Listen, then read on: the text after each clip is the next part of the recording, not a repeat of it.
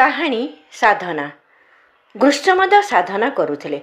ନିଜ ଗୁରୁଙ୍କର ଆଶ୍ରମରେ ସଦାବେଳେ ଏକାନ୍ତରେ ରହି ରାତିଦିନ ମନକୁ ସାଧିବାରେ ଅଭ୍ୟାସ କରୁଥିଲେ।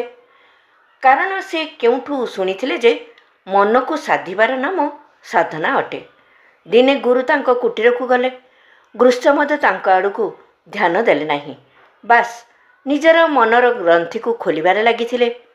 ତାଙ୍କର କୃପାବନ୍ତ ଗୁରୁ ସେଠାରେ ବସି ଗୋଟିଏ ଇଟାକୁ ନେଇ ପଥରରେ ଘଷିବାକୁ ଲାଗିଲେ।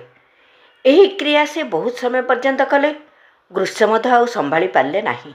ତାଙ୍କୁ ପଚାରିଲେ, ଆପଣ ଇଏ କ'ଣ କରୁଛନ୍ତି? ଗୁରୁ କହିଲେ, ବତ୍ସ, ଏହି ଇଟାକୁ ଦର୍ପଣ ବନାଉଛି। ଏ କଥାରେ ଚକିତ ହୋଇ ଗୃଷ୍ଠମଦ କହିଲେ, ଆପଣ ଏହା କରୁଛନ୍ତି? ଏହା ତ ଜୀବନ ତମାମ ଘଷିବା ଦ୍ୱାରା ମଧ୍ୟ ଇଟା କେବେ ଦର୍ପଣ ହୋଇପାରିବ ନାହିଁ। ଏ କଥା ଶୁଣି ଗୁରୁ କହିଲେ, ବତ୍ସ, ଯଦି ଇଟା ଦର୍ପଣ ହୋଇପାରିବ ନାହିଁ ତ ମନ ମଧ୍ୟ ଦର୍ପଣ ହୋଇପାରିବ ନାହିଁ। ମନ ହିଁ ତ ଧୂଳି ଅଟେ, ଯାହାଦ୍ୱାରା ଦର୍ପଣଟି ଢାଙ୍କି ହୋଇ ରହିଛି।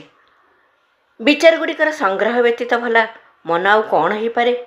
ତାହା ଦୂର ହେବା ଦ୍ୱାରା ଯାହା ରହେ ସେହି ନିର୍ଦ୍ଦୋଷ ଚୈତନ୍ୟ ହିଁ ତ ସଦାବେଳେ ନିର୍ଦ୍ଦୋଷ ଅଟେ। ନିର୍ବିଚାରରେ ଅମନରେ ସେହି ସନାତନ ସତ୍ୟର ଦର୍ଶନ ହୋଇଥାଏ। ବିଚାରଗୁଡ଼ିକର ଧୂଆଁ ଯଦି ନ ରହିବ ତେବେ ଚେତନାର ନିର୍ଧୂମ ଶିଖା ହିଁ ଶେଷରେ ରହିଥାଏ। ଗୁରୁଙ୍କର ଏହି କଥାକୁ ହୃଦୟଙ୍ଗମ କରି ଗୃଷ୍ଠମଦ ଋଷିତ୍ୱକୁ ପ୍ରାପ୍ତ ହେଲେ। ସେ ଋଷି ଗୃଷ୍ଠମଦ ନାମରେ ପରିଚିତ ହେଲେ। ଧନ୍ୟବାଦ। ବିଚାରକ୍ରାନ୍ତି ଦୂତ ୟୁଟ୍ୟୁବ୍ ଓଡ଼ିଆ ଚ୍ୟାନେଲକୁ ସବସ୍କ୍ରାଇବ୍ କରିବା ସହ ପରବର୍ତ୍ତୀ ଭିଡ଼ିଓ ପ୍ରାପ୍ତ କରିବା ପାଇଁ ବେଲ୍ ଆଇକନ୍ ଦବାନ୍ତୁ ଏବଂ ବିଚାରକ୍ରାନ୍ତି ଦୂତ ଓଡ଼ିଆ ଫେସବୁକ୍ ଓ ଇନଷ୍ଟାଗ୍ରାମ ସହ ଯୋଡ଼ି ହୁଅନ୍ତୁ। ଧନ୍ୟବାଦ।